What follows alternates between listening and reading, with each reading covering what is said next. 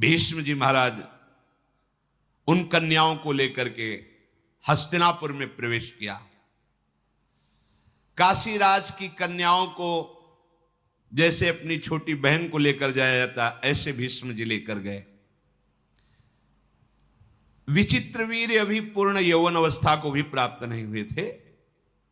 भीष्म जी के पराक्रम द्वारा हर कर लाई हुई सर्व सद्गुण संपन्न कन्याओं को लाकर सत्यवती जी से कहा, स्वयंवर से जीत कर लाए और विचित्रवीर्य के साथ इनका पाणी ग्रहण करो। जब विचित्रवीर्य के साथ विवाह की तैयारी होने लगी तो अंबा ने कहा कि महाराज भीष्म से कि मैंने तो समझा था तुम महावीर अपहरण अपने लिए कर रहे हो, मैं इनके लिए नहीं हूं। तुम अपहरण करके लाए हो, तुम स्वीकार कर सकते हो, अन्यथा मैं तुमसे प्रार्थना करती हूं कि शाल्व नरेश से मेरा मन राजी था और स्वयंवर में मैं उसी का वरण करती। आपने गलत कर दिया। यदि आप वरण करो तो आप हरण करके लाओ, आपका अधिकार है। अगर आप वरण नहीं करते तो मैं फिर स्वेच्छा से इसको स्वीकार नहीं करूंगी। मैंने साल्वराज का वरण किया था। धर्मज्ञ भीष्म जी ने ये बात जब सुनी तो भीष्म जी ने कहा मुझे पता नहीं था। ब्राह्मण मंडली बुलाई, सुंदर रथ पे बैठाला और कहा इनको सम्मान के साथ सालों के पास ले जाओ। स्वयं धर्म के ज्ञाता थे। अब जो शेष दो कन्याएं बची, अंबिका और अंबालिका, भीष्म जी ने शास्त्रोक्त विधि के अनुसार विचित्रवीर्य के साथ पाणी ग्रहण, वो बहुत प्रसन्न हुई। विचित्रवीर्य समझ नहीं पाए कि कैसे गृहस्थ धर्म में चला जाता है। नवीन अवस्था थी और वो सुंदरी कन्याएं जो पत्नी के रूप में मिली। विचित्रवीर्य अश्विनी कुमार के समान सुंदर थे। वो कन्याएं भी सुखी हुई कि चलो हमें ऐसा पति मिला, चक्रवर्ती सम्राट पद पे हैं। पर महाराज वो एकांत सेवन में ही अपना समय नष्ट करने लगे। विचित्रवीर्य उन दोनों पत्नियों के साथ वर्षों तक एकांत में ही रहे। इससे क्या हुआ, असंयम के कारण रागक्षमा रोग हो गया। अधिक स्त्री संयोग के कारण एकांत स्थान में वो ये समझ नहीं पाए कि गृहस्थी धर्म की भी कला है। ऐसे नहीं कि आप असंयमित होकर व्यवहार करें, नहीं, शास्त्र मर्यादा के अनुसार चले। इसीलिए पहले गुरुकुल भेजा जाता था, गुरुजनों से शास्त्र स्वाध्याय फिर गृहस्थ में जाया जाता था। ब्रह्मचर्य जीवन है, ब्रह्मचर्य त्याग ही मृत्यु है। जो ब्रह्मचर्य का खिलवाड़ करते हैं गृहस्थ धर्म में, ऐसा नहीं कि आप जैसा चाहो वैसा बर्ताव करो, ऐसा नहीं, एक संयम है। ब्रह्मचर्य ही जीवन है और ब्रह्मचर्य नाश ही मृत्यु है। ये चक्रवर्ती सम्राट पद पर है, किसी भी तरह की कोई असुविधा नहीं। राज वैद्यों के द्वारा इनका भोजन परीक्षण करके ही भेजा जाता है। ऐसे पवित्र और सुंदर वंश में प्रकट हुए, ऐसे कामासक्त हो गए कि जिस दिन से ब्याह हुआ एकांत सेवन ही और राजक्षमा रोग उनको हो गया। अब तो बड़े विश्वसनीय वैद्यों ने पूरी चेष्टा की राजक्षमा निवारण की, पर नहीं हो पाई। देखो, एक मन अन्न पाने पर 40 किलो सब भोजन, जब 40 किलो भोजन हमारा लीवर पचाता है तब एक बार संतान उत्पन्न करने योग्य ब्रह्मचर्य पुष्ट होता है, एक बार। अब जो मनमानी आचरण कर रहे हैं, अब आप इसी से अनुमान लगा जी, फिर हड्डियों से भी सब, फिर वो दुर्दशा अभी नहीं समझ में आएगी, यौवन अवस्था है, आगे चलकर समझ में आएगी। जीना मुश्किल हो जाएगा। मन शांत तन शांत। देखो ना, वैद्यों ने बहुत उपाय किया पर नहीं हो पाया। यौवन अवस्था आते आते महाराज का जीवन सूर्यास्त हो गया। विचित्रवीर्य पधार गए, हाहाकार मच गया, क्योंकि चित्रांगद को गंधर्वराज चित्रांगद ने मार दिया और विचित्रवीर्य कामाशक्ति में पधार गए। सिंहासन पर बैठने वाला कोई नहीं। गंगानंदन भीष्म जी ने अंत्येष्टि क्रिया की और शोक में डूब गए। अब क्या होगा?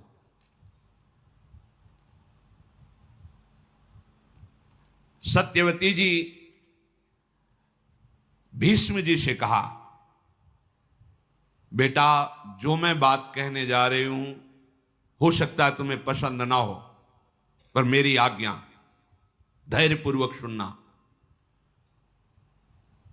तुम शास्त्र और शस्त्र दोनों के ज्ञाता हो, पितृकुल मातृकुल दोनों के रहस्य को जानने वाले हो, तुम गंगा नंदन हो अर्थात पवित्र हो। बेटा तुम्हारी एक एक वृत्ति धर्म में स्थित है, पर अब मैं बात जो बार बार लड़खड़ा रही है कहने से, जो मैं बात कहने जा रही हूं वो धैर्यपूर्वक सुनना। सिंहासन खाली है। विस्तृत और संक्षेप दोनों से धर्म का रास्ते तुम जानते हो, श्रुति और वेदों को तुम जानते हो। तुम्हारी धर्मनिष्ठा, सदाचार, संयम और तुम्हारी बुद्धि शुक्राचार्य और बृहस्पति जैसी है। इसलिए धर्मात्माओं में श्रेष्ठ भीष्म, तुम्हें मैं जिस कार्य में लगाना चाहती हूं, कहने में संकोच हो रहा है, पर मैं आशा करती हूं मेरी आज्ञा का पालन करोगे। तुम्हारा भाई ही है विचित्रवीर्य। छोटी अवस्था में शरीर छूट गया, कोई पुत्र नहीं हुआ। ये दोनों सुंदरी राजकुमारियां जो विचित्रवीर्य की पत्नी बनी, अभी युवा अवस्था को हैं। भारत हमारे कुल की संतान परंपरा को सुरक्षित रखने के लिए तुम्हें मेरी ये बात माननी है कि इनके गर्भ से पुत्र उत्पन्न करो, क्योंकि तुम मेरे बेटा ही हो। पिता और माता दोनों का अधिकार होता है। पिता शांतनु, तुम्हारी मां गंगा, तो उन्हीं के समान मैं हूं। सत्यवती जी ने कहा, महाबाहो विचार करके ये धर्म कार्य है, तुमको ऐसा करना चाहिए। अभिषेक कराओ, सिंहासन पर विराजमान हो और आगे के लिए संतान उत्पन्न करो। बड़े बड़े विद्वानों मंत्रियों के बीच में सत्यवती जी ने ऐसी बात कही। धर्मात्मा भीष्म जी ने कहा, मां तुम्हारा कहना बनता है, परंतु मैं राज्य के लोभ से क्या बात, मैं कभी जीवन में अपने ब्रह्मचर्य को खंडित नहीं कर सकता। तीनों लोगों का राज्य प्राप्त हो रहा तो भी मैं तिलक नहीं लगवा सकता सिंहासन के लिए। जो प्रतिज्ञा की किसी भी स्थिति में नहीं तोड़ सकता। तीनों लोगों का राज्य, देवताओं का साम्राज्य और समस्त सुख एक साथ मेरे सामने आ जाए तो भी मेरी सत्य प्रतिज्ञा को तोड़ दे, असंभव, ऐसा नहीं हो सकता। मैं प्राण त्याग सकता हूं, सत्य को नहीं। यह महाभागवत की स्थिति, सत्य को नहीं।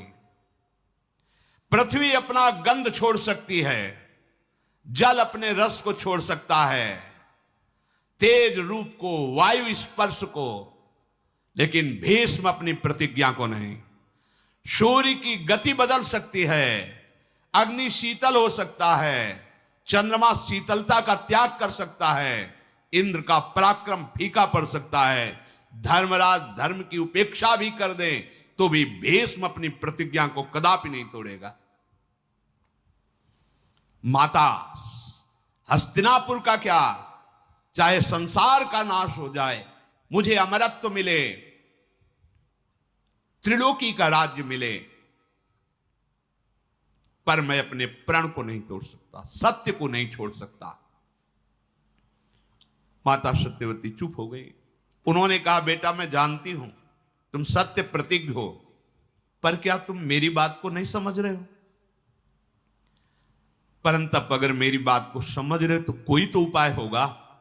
तुम सिंहासन पर नहीं बैठोगे, वहां पुत्र है नहीं, अब होगा क्या आगे? भीष्म जी ने कहा, राजमाता मैं धर्मशास्त्रों को जानता हूं, बड़े बड़े महापुरुषों से आपद अवस्था में धर्म की व्यवस्था का भी विधान जानता हूं, इसलिए मैं आपको एक सलाह दे रहा हूं। भीष्म जी ने कहा, महाराज शांतनु की परंपरा को चलाने पर धर्मयुक्त सिंहासन में अधिकारी बैठे।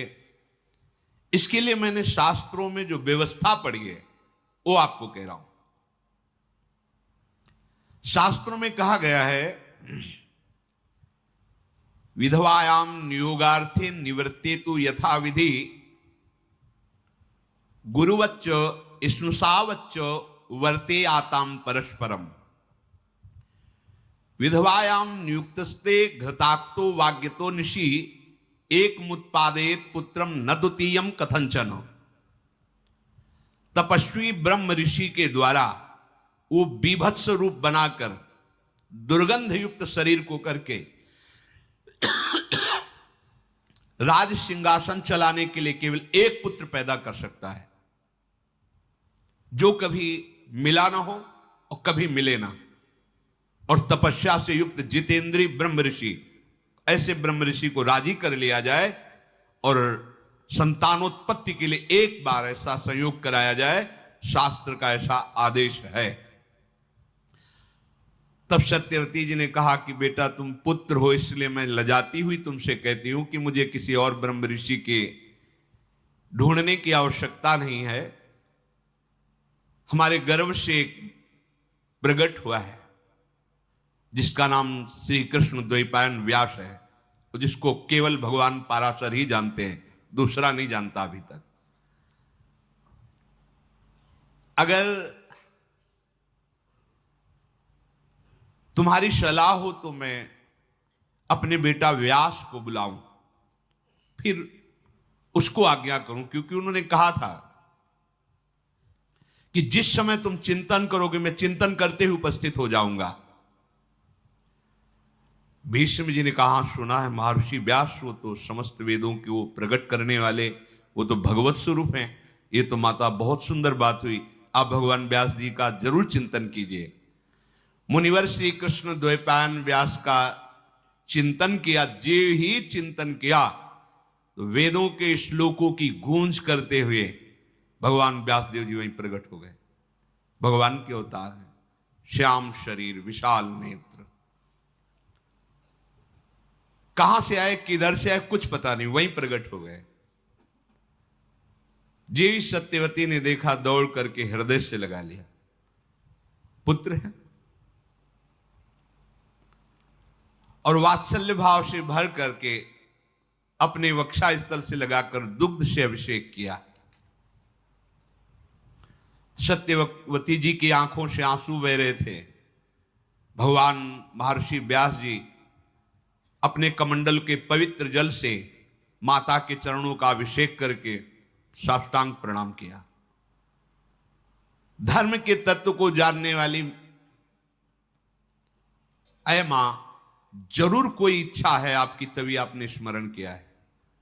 आज्ञा कीजिए, त्रिभुवन में कोई ऐसा कार्य नहीं जो आपकी आज्ञा से पूर्ण ना हो सके।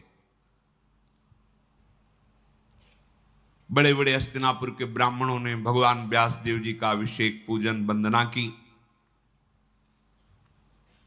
जब आसन पर विराजमान किया तो सत्यवती जी ने कहा कि माता और पिता दोनों से पुत्र का जन्म होता है, दोनों का समान अधिकार होता है, पर पिता से भी अधिक पुत्र पर मां का अधिकार माना गया है। संन्यास लेने पर भी मां को साष्टांग दंडोत करने का आदेश है और पिता साष्टांग दंडोत उस सन्यासी पुत्र की करे, ऐसा आदेश है। पर वो सन्यासी पुत्र भी अपनी मां को साष्टांग, पिता से भी अधिक मां का अधिकार है। पता नहीं किस विधान से भगवान प्रसन्न होकर मेरे गर्भ से आप जैसा पुत्र प्रकट किया। जैसे पिता के नाते से भीष्म मेरा पुत्र है, ऐसे माता के नाते से तुम भी शांतनु पुत्र ही हो। पिता के नाते से भीष्म जी पुत्र हैं, मैं मां पद पे हूं, पर मां तो गंगा जी हैं। ऐसे पिता के नाते से जैसे हो भीष्म जी, ऐसे मां के नाते से, पिता तो पाराशर जी पर मां तो मैं ही हूं, इसलिए मैं तुम्हारी मां हूं, तो तुम इस शांतनु वंश में भी अपना अधिकार रखते हो। इसलिए मेरी आज्ञा है, विचित्र वीर की दोनों पत्नियों से मुझे एक एक राजकुमार चाहिए। ये संतान उत्पादन का कार्य मैं तुम्हें देती हूं और ये धर्म कार्य है। अतः मेरी बात पर विचार करके इस कुल परंपरा चलाने के लिए भीष्म की सलाह और विद्वानों की सलाह और धर्मयुक्त वो आप कार्य कीजिए। भगवान व्यासदेव जी ने कहा, माता, पर और अपर दोनों प्रकार के धर्मों का रहस्य जानने पर आपकी आज्ञा धर्म संगत है। ऐसा नहीं कि आप अधर्म की आज्ञा कर रही। मैं किसी कामना के वशीभूत होकर नहीं, आपकी आज्ञा पालन करने के लिए जो आप कहेंगे मैं उसका पालन करूंगा। मैं वरुण के समान तेजस्वी पुत्र उन दोनों युवतियों से प्रकट करूंगा, पर मेरी आज्ञा सुना दी जाए कि इनको एक एक वर्ष तक जैसा मैं नियम बताऊं वैसे ये चलें। सत्यवती जी ने कहा, ये सब बातें बंद करो, मुझे एक वर्ष नहीं, मुझे अभी गर्भ चाहिए। एक वर्ष इंतजार करेंगे, एक वर्ष में तो बालक प्रकट हो जाए, मुझे अभी चाहिए। ये नियम संयम व्रत ये सब दूसरे को समझाओ, तुम मेरे पुत्र हो, मेरी आज्ञा है। मैं इस समय पुत्र कामना से युक्त हूं, सिंहासन खाली है। शीघ्र गर्भ धारण करने के उपाय करो। राजा का राज्य सुरक्षित रहना प्रजा के लिए बड़ा सुखकर होता है। भगवान व्यास जी ने कहा, यदि मुझे समय नहीं दे रही हो तो फिर उन देवियों को बोलो कि भयभीत ना हो मेरे रूप को देखकर, घृणा ना करे मेरे रूप को देखकर। मैं ऐसा भयावना रूप रखकर उनके सामने जाऊंगा, बस उनको फिर या तो संयम में रहे, जो नियम व्रत बताएं, और अगर नहीं अभी तो फिर मेरा ऐसा स्वरूप होगा कि वो भय न धारण करे। मेरे गंध, मेरे रूप, मेरे वेश और मेरे शरीर को देखकर भयभीत होना, घृणा करना, ये सब आएगा, पर वो ऐसा ना करें, आप संभालो। ऐसा कहने के बाद महातेजस्वी मुनिश्रेष्ठ व्यास जी भगवान सत्यवती से शुद्ध वस्त्र श्रृंगार धारण कराओ और उनको बैठा लो। सत्यवती जी ने अंबिकाम्बालिका को पुष्ट किया कि हमारे ही पुत्र हैं, भगवान व्यास देव जी हैं, सामने आएंगे, तुम्हें भयभीत नहीं होना, तुम्हें घृणा नहीं करनी, उनका इतना भी विभत्स रूप बना के आएंगे। बहुत तैयार किया, राज सिंहासन पर बैठने के लिए अधिकारी चाहिए।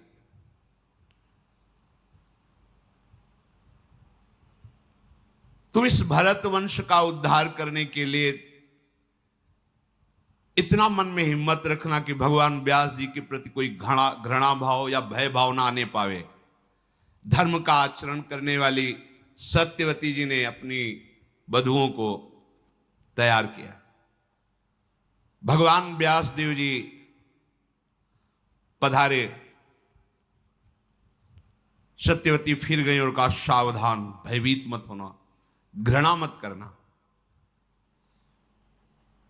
भीष्म आदि बड़े बड़े सब महारथी पवित्र ब्राह्मण जन सब भगवत चिंतन कर रहे हैं कि भगवान राज सिंहासन के योग्य जो पुत्र चाहिए वो भगवान व्यास देव जी की कृपा से वो भयभीत ना हो जाए।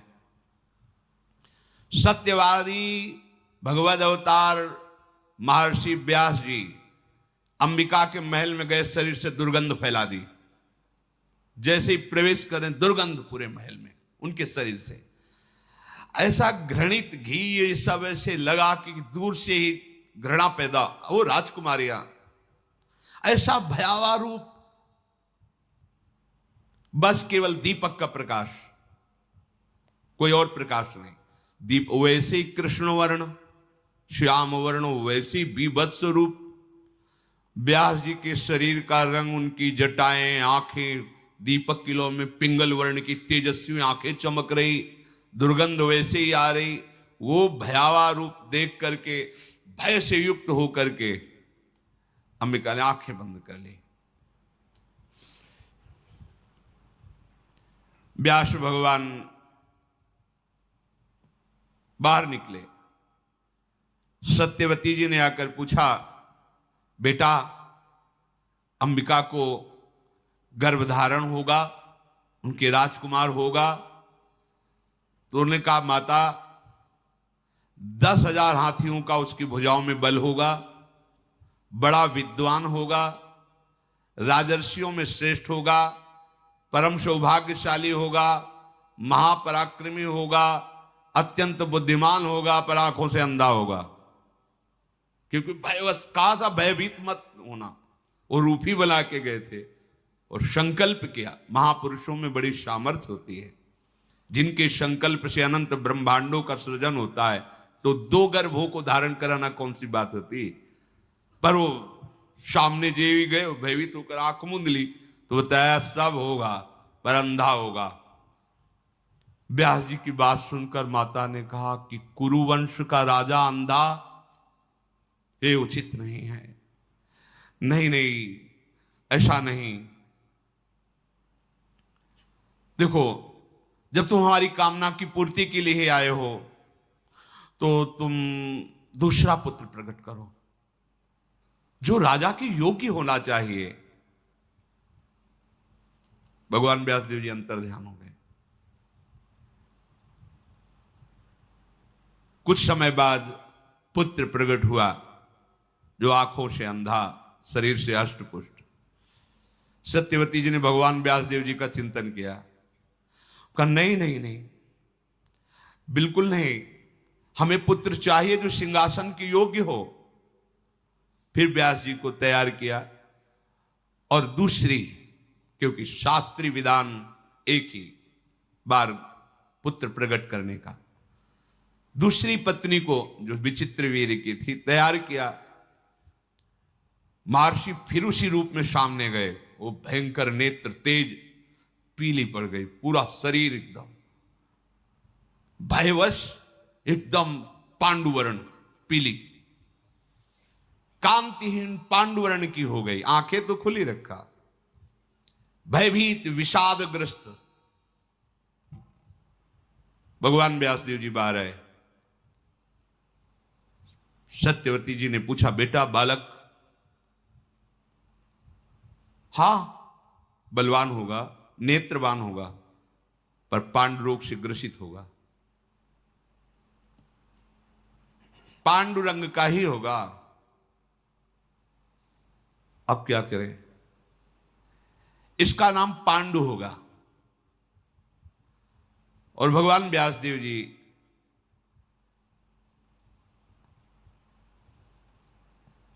देखो, भगवान की लीला का स्वरूप पहले से संबोधन कर रहे थे, भय मत करना, घृणा मत करना, वैसा स्वरूप। सत्यवती जी ने भगवान व्यासदेव जी से कहा, एक और पुत्र प्रकट कर दो। तो उनका मां धर्म के विरुद्ध नहीं, तो उनका बेटा, मां का आदेश सब धर्मों के ऊपर होता है। समझो मेरी बात, मां का तो इतनी सामर्थ्य होती है ना, वो सर्व धर्मों को प्रकट करने वाली है, इसलिए तुम मेरी बात मानो। महर्षि ने कहा, यद्यपि एक ही पुत्र का शास्त्र आदेश करता है, 2 पत्नियां थी, दोनों के पुत्र हो गए, पर आप अपने मातृ धर्म के बल पर हमें आदेश करती हैं, तो तथास्तु, हमने वचन दिया, जैसी आप आज्ञा करोगी वैसा हम पालन करें। बड़ा बल होता है माता की आज्ञा में। भगवान शंकराचार्य जी जब सन्यास लेने के लिए, तो माता की अनुमति के बिना सन्यास नहीं लिया जाता।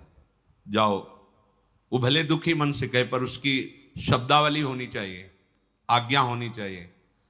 माता ने आज्ञा ही नहीं दी, तो भगवान शंकराचार्य जी ने एक लीला रची। गंगा स्नान करने गए तो माया से मगरमच्छ प्रकट कर दिया। वो भगवान शंकराचार्य जी को बोले, माँ माँ मगरमच्छ खा रहा है। अब वो भयो वृद्धा थी, उनका बेटा कैसे बचोगे? बोले, सन्यास के लिए हाँ कह दो तो ये छोड़ देगा। बोले, हाँ ले लेना बेटा सन्यास। मगरमच्छ अंतर ध्यान, अनुमति हो गई। बाहर निकली, उनका बेटा हमारी आज्ञा है, कोई दूसरा है नहीं। जब शरीर पूरा हो तो अंत्येष्टि क्रिया तुम्हारे हाथ से होनी चाहिए। बोले, वचन दिया। तो आद्य गुरु भगवान शंकराचार्य जी की जब मां पधारी तो दंड अपने शिष्यों को देकर अंत्येष्टि क्रिया अपनी मां का बहुत बड़ा स्थान होता है। महर्षि भगवान व्यास देव जी ने तथास्तु, जैसा तुम चाह रही हो वैसा ही करेंगे। अंबालिका ने समय आने पर पांडुवर्ण के पुत्र को जन्म दिया जो दिव्य कांति से उद्भासित हो रहा था। वही महाधनुर्धारी पांडव के पिता पांडु के रूप में, और वो जो नेत्रहीन प्रकट वो धृतराष्ट्र के रूप में। अब जब अंबिका को फिर कहा कि भगवान व्यास देव जी पधारेंगे, पहले ही भयभीत होकर आंख बंद कर ली थी। अब महारानी के राजमाता की आज्ञा तो मानना पड़ेगा। तो एक बहुत ही सुंदर दासी थी। वहां कौन देखने आता है कि राजकुमारी मतलब विचित्रवीर की पत्नी बैठी या दासी बैठी। तो दासी को आभूषणों से सुसज्जित करके, मैं देखना भी नहीं चाहती ऐसा रूप जो एक बार देख चुकी हूं, तू बैठ जा सैया पे। अपनी दासी को जो बहुत ही सुंदर, उसको क्या भय का, भयभीत मत होना एकदम। तो दासियां वैसे भी प्रवीण और चतुर होती हैं। महर्षि भगवान व्यासदेव के आने पर प्रसन्न मुद्रा में हाथ जोड़ करके प्रणाम करते हुए, कोई भय नहीं, कोई दुर्गंध नहीं, कोई पीला हरा नहीं पड़ना। दासी बड़ी चतुर प्रवीण। महर्षि व्यास जी बाहर निकले। सत्यवती जी ने कहा, बालक कैसा होगा? तो उनका दासी पुत्र होगा। दासी पुत्र कैसे? तो बोले दासी तो विराजमान थी, वो दोनों राजपत्नियां थोड़ी थी। लोक में साक्षात धर्म का अवतार माना जाएगा। भगवान के अंश स्वरूप विदुर जी, महात्मा विदुर जी, ये भगवान व्यासदेव जी से प्रकट हुए। परम ज्ञानी, परम धर्म, ये साक्षात विदुर जी धर्मराज हैं, साक्षात धर्मराज। धर्मराज के अंश से धर्मराज युधिष्ठिर, लेकिन ये साक्षात धर्मराज जी हैं। कई बार सत्संग में सुनाया है मांडव्य ऋषि की कथा कि उनको चोरों के साथ आश्रम से बांध करके राजा के पास ले गए। राजा ने शूली में चढ़ा दिया, सबको शूली से उतारा गया मरने के बाद। पर आप पद्मासन लगाए बैठे थे तो शूली निकली ही नहीं, तो काट दी गई। तो राजा से कहा तुम डरो मत, मैं तो सीधे धर्मराज से बात करूंगा। वो अंतर्ध्यान होकर यमपुरी पहुंचे। धर्मराज ने स्वागत सम्मान किया। तो उन्होंने कहा कि मैंने जीवन भर तपस्या की है, गुदाद्वार में शूली अब भी दसी हुई है, क्या पाप मैंने किया? तो उनका महाराज कोई भी दंड बिना पाप के नहीं मिलता, आप देख लीजिए। तो जैसे अपने नहीं सीरियल लगा दे तो चलता है, ऐसे उनके सामने चला। 8 वर्ष के थे, एक तितली की गुदा में बम्बूल का बड़ा कांटा ऐसे करके छोड़ दिया। उसका फल मिला कि उनके गुदा में शूली। अवश्य में भोक्तव्यम कृतम कर्म शुभाशुभम। तब उन्होंने मांडव ऋषि ने कहा कि ये धर्म का न्याय तो नहीं है। 8 वर्ष की अबोध अवस्था का बालक हित या अहित का ज्ञान नहीं रखता। पहली बात मैं मर्यादा स्थापित करता हूं कि 14 वर्ष के पहले के किए हुए पापों का किसी भी बालक को कोई फल नहीं मिलेगा। मतलब 14 वर्ष के आगे के पापों की गणना होगी, पीछे की नहीं। ये महाराज मांडव्य। और तुम एक बार मृत्युलोक में जाओ और स्वाद लो कैसा होता है मृत्युलोक। यहां बैठे बैठे हिसाब किताब करते हो। साक्षात मांडवी ऋषि के शाप से धर्मराज विदुर जी के रूप में प्रकट हुए। शेष चर्चा इन महाभागवतों की आगे।